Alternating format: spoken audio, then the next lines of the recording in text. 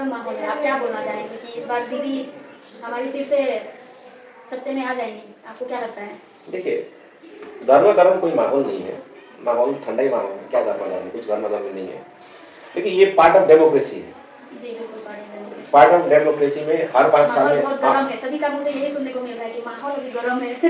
देखिए, यही तो मैं बता रहा हूँ, मैं प्रैक्टिकल बात बता रहा हूँ। हर 5 साल में इलेक्शन आता है। एक सरकार का टर्म 5 ईयर्स होता है, चाहे वो पंचायत हो, चाहे वो विधानसभा हो, चाहे वो लोकसभा हो। तो 5 साल में जो आपने काम किया है वो काम को लेके हम पब्लिक के पास में जाएंगे।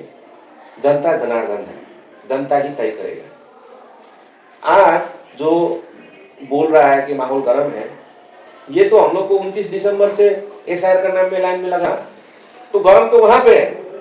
आज हर व्यक्ति, हर घर, हर इंसान परेशान है। किससे परेशान है? बीजेपी गवर्नमेंट से परेशान है, जो 2014 में आने से पहले 15 लाख का सपना दिखाया था।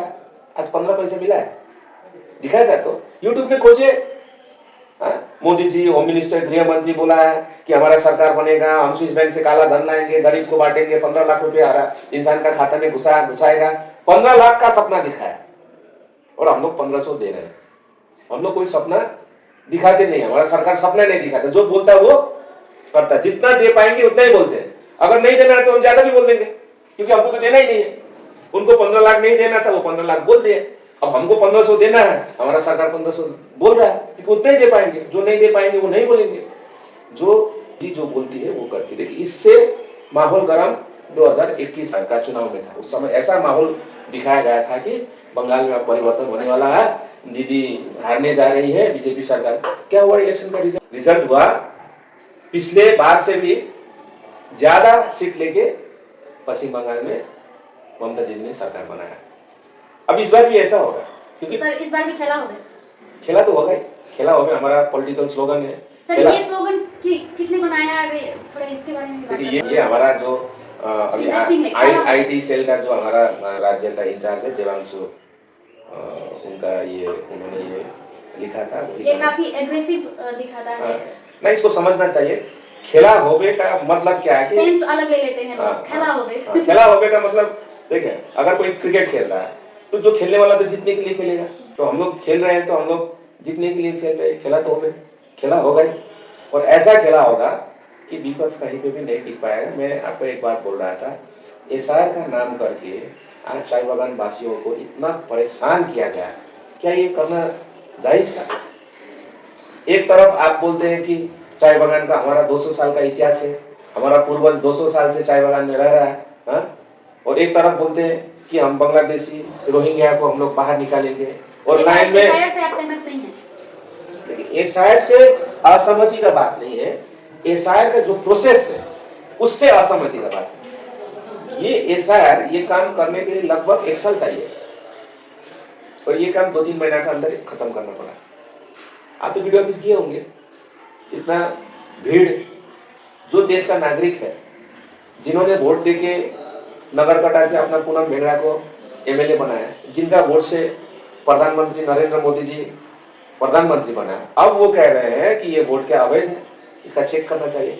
तो अवैध है तो प्रधानमंत्री भी अवैध हो गया, विधायक भी अवैध हो गया ना। तो यही लोग तो वोट दिया था विधायक को, यही का विधानसभा से। तो अगर वोटर डिफॉल्टर है तो एमएलए भी डिफॉल्टर होना चाहिए, है कि नहीं? तो ये प्रोसेस से हम लोग नाखुश है। जिस हिसाब से लॉजिकल डिस्पेरेंसी का नाम पर एक साधारण पब्लिक को जो परेशानी किया गया है, उसके हमारा विरोध है। आप ये प्रोसेस को सिंपल कर सकते थे। बहुत सारा हमारा चाय बागान का अंदर क्या है कि हमारा डॉक्यूमेंट ठीक ठाक नहीं है, आप इनको तो मानते हैं। अच्छा, हमारा बर्थ सर्टिफिकेट, डेथ सर्टिफिकेट कब से बनाना शुरू किया? अभी का जनरेशन बना, इससे पहले बनाते थे क्या? अगर हम आपको पूछेंगे कि आपका दादाजी का या आपका दादी जी का आप डेथ सर्टिफिकेट लाइए, आप ले पाएंगे? नहीं ले पाएंगे, वो सिस्टम था ही नहीं।